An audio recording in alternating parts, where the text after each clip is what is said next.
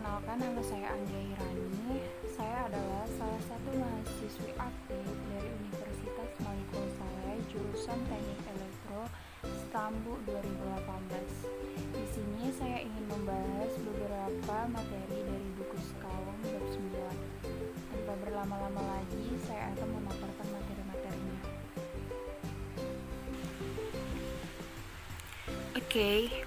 Di bab 9 yaitu membahas hukum ampere dan medan magnetik.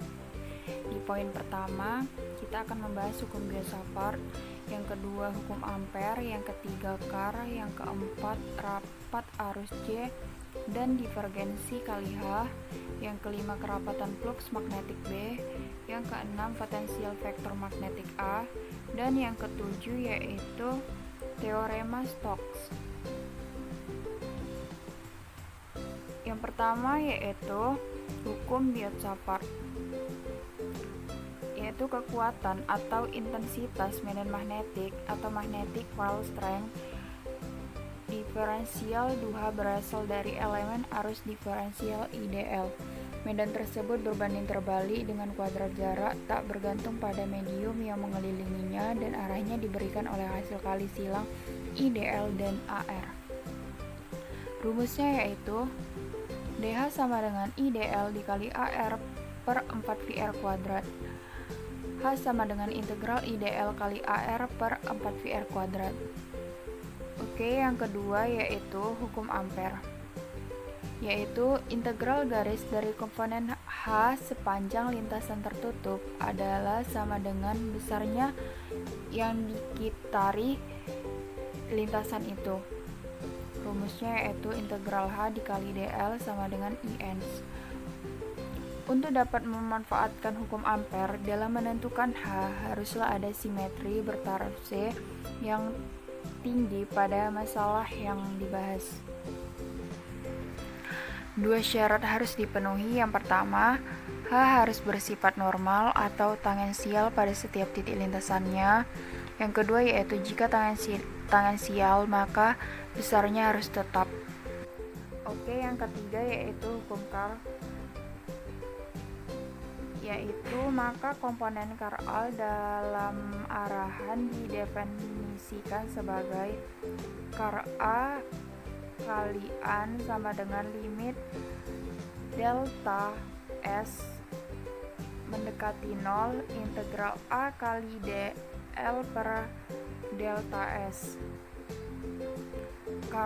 Carr A sama dengan 2AZ per 2Y dikurang 2AY per 2Z dikali AX ditambah 2AX per 2Z dikurang 2AZ per 2X dikali AY ditambah 2AY per 2X dikurang 2AX per 2Y dikali AZ. Carr A sama dengan 1 per R 2AZ per 2V dikurang 2AV per 2Z dikali AR ditambah 2AR per 2Z dikurang 2AZ per 2R dikali AV ditambah 1 per R dikali 2 kali RAV per 2R dikurang 2AR per 2V dikali AZ. Carr A sama dengan 1 per R sin theta dikali 2 kali AV sin theta per 2 theta dikurang 2a theta per 2v dikali AR ditambah 1 per R dikali 1 per sin theta 2AR per 2v dikurang 2 kali RAV per 2R dikali 2 theta ditambah 1 per R dikali 2 kali RA theta per 2R dikurang 2AR per 2 theta dikali 2V. Seringkali bermanfaat adalah dua sifat dari operator Carr. Yang pertama itu divergensi dari suatu Carr adalah 0, yakni divergensi dikali divergensi kali A sama dengan 0 untuk setiap medan vektor. Yang kedua itu Carr dari suatu gradien adalah 0, yakni divergensi dikali divergensi F sama dengan 0 untuk setiap fungsi skalar dari kedudukan V.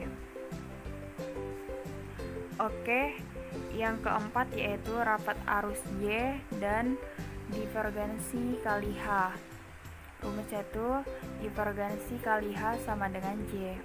Keterangannya, hasil penting ini adalah salah satu dari persamaan-persamaan Maxwell untuk medan statis. Kalau H diketahui dalam suatu daerah tertentu, maka divergensi kali H menghasilkan J di daerah itu.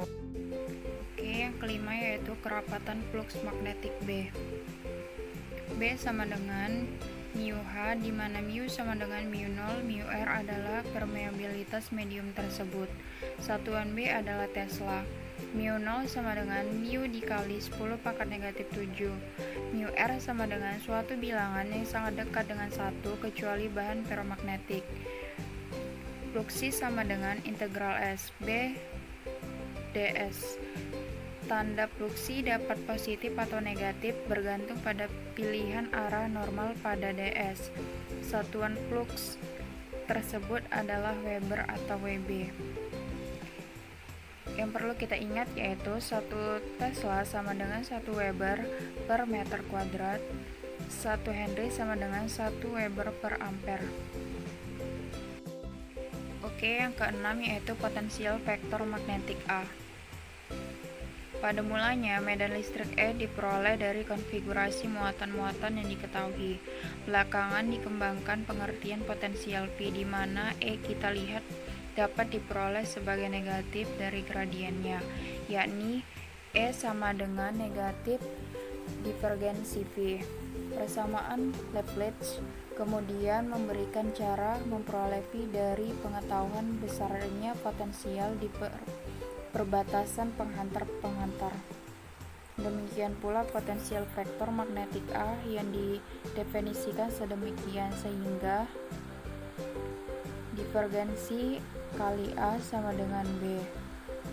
Perhatikan bahwa definisi A konsisten dengan syarat divergensi B sama dengan 0, lalu divergensi kali A sama dengan 0. Potensial vektor A dapat ditentukan dari arus-arus yang diketahui di dalam daerah yang ditinjau untuk ketiga macam konfigurasi arus yang baku. Ungkapan-ungkapannya adalah sebagai berikut. Arus filamen A sama dengan integral mu L dl per 4 VR. Arus permukaan A sama dengan integral S mu K ds per 4 VR. Arus volume A sama dengan integral V mu Z dV per 4 VR. Yang terakhir yaitu teorema Stokes. Teorema Stokes mengatakan bahwa integral komponen tangensial medan vektor F sepanjang C adalah sama dengan integral komponen normal dari curl melalui permukaan S. Integral F dI sama dengan integral S dikali divergensi kali F ds. Kalau F Anda pilih menjadi potensial vektor magnetik A, teorema Stokes memberikan integral A dikali dI sama dengan integral SB ds sama dengan fluksi. Oke, itulah penjelasan materi dari saya. Apabila dalam pengucapan terdapat kesalahan dalam bertutur kata kepada seluruh pendengar, Bapak atau Ibu dan teman-teman semua, saya mohon maaf sebesar-besarnya. Wassalamualaikum warahmatullahi wabarakatuh. Terima kasih.